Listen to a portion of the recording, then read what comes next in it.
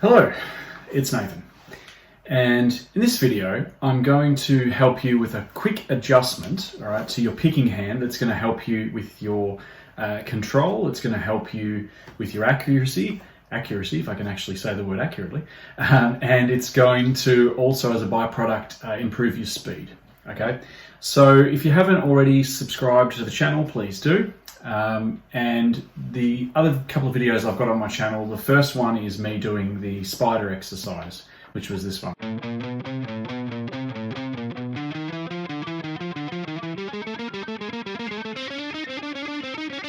Etc. all the way down and all the way back up again. And the other video I posted was a similar one, which was on the 5th fret and the 7th fret on the D strings and then the G strings, repeated over.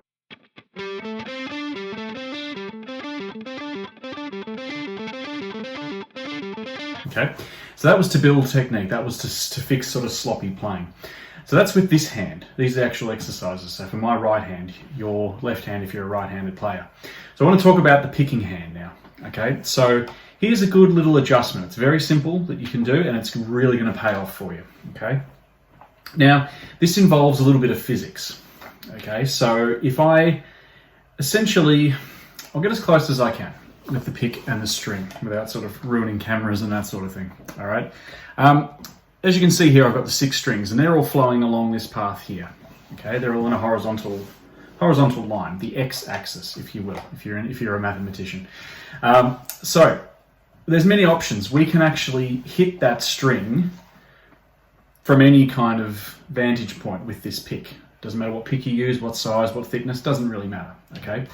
Often what happens with beginner players is that they will essentially hold the pick and the pick will hit the string. It will go sort of into the fretboard and hit the string directly. So all of this pick here, so the whole width of this pick from this finger to this finger, all of that touches the string flat. Okay, so it kind of sounds like this. If I played that same exercise again, the 5-7, 5-7.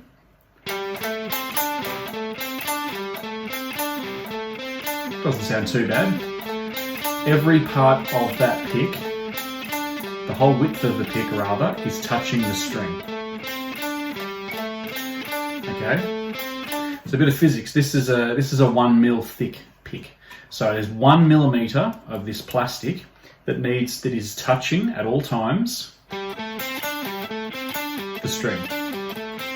Okay, so here's a quick little adjustment. It kind of involves the hand, the wrist, the fingers. It's sort of everything.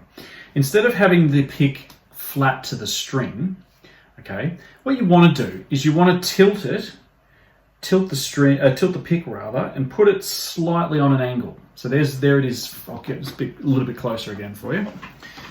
Bar the angle. That's me flat, the pick flat on the string there. Okay, that's the flat. The whole part of that pick is touching the string, if you can see that. Okay, now instead of that, I'm going to tilt it slightly this way. So the pick is actually angled. It's not flat, it's angled. Okay, so what happens there is the bit of the pick that actually hits the string, that's now angled. That's facing downward. Okay, on a diagonal line from here down. Okay, that's now going to, when you go through, it's sort of going to come in and cut the string on an angle. It's like a scalpel, almost like a doctor's scalpel.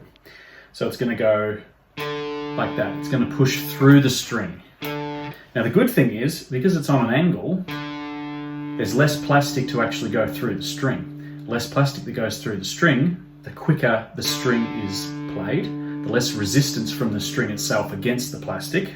And if you do the same on the upstroke, but in reverse, so back up this way, you're kind of picking on a diagonal. So that's a good little exercise for you to try, rather than straight on the pick. All right, you can see how awkward that looks. If you tilt it on a 45, so what's happening there is I'm pushing through the string, it's going down on the angle like that, and then when I'm coming back up, it's coming back up this way. So it's going joom, joom, joom, joom on an angle, as opposed to flat, up, down this way. Okay, so if we take this exercise now, the 5-7-5-7, that's what I was doing in the last video.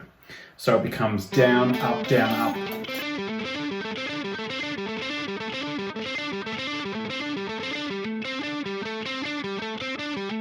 Now this is probably more hand and pick movement than I would usually do. For an exercise like this, I would make it even less, like.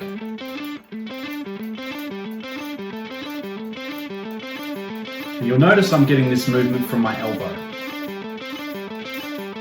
There's a slight bit of hand movement, but a lot of it is that elbow kind of diagonal movement.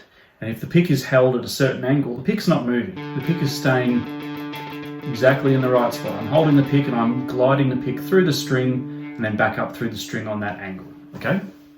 So with this little twist, you can change so many things. It changes your accuracy. You can really build up some speed as well. If I play just a simple pentatonic scale, all right, so if I play this, or like a what they call like flash riff, which is like a really, right, something like that. That was me doing the actual the flip floppy kind of thing. So if I wanted to, if I played it with the old style, with the whole width of the pick hitting the string, okay, sort of even on the string, it would sound.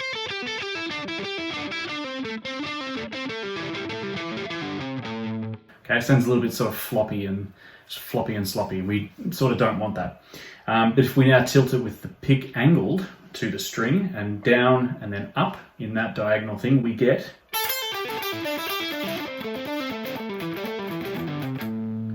Sounds a lot cleaner, a lot more precise, like a scalpel, all right? So I'll leave that with you. Thanks for watching. Hopefully this was of some help to you.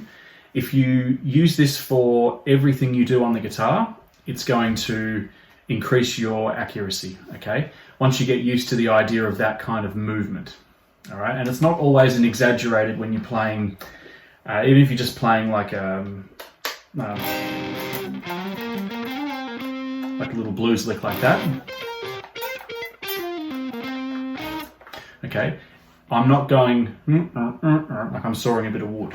But I can promise you that every picking movement that I just made was with the pick held on that angle and slicing through the string, as opposed to touching the string and pushing through it. All right. Thank you very much for watching the video. Please hit the like and subscribe if it was helpful. Please let me know also in the comments if there's anything that you would like me to make a video on that will help you. Okay, anything, whether it's guitar technique, whether it's music theory as a guitar and bass player. If you want more bass videos, please let me know. Anything that you think would be helpful for you, please let me know. Thanks. Talk soon.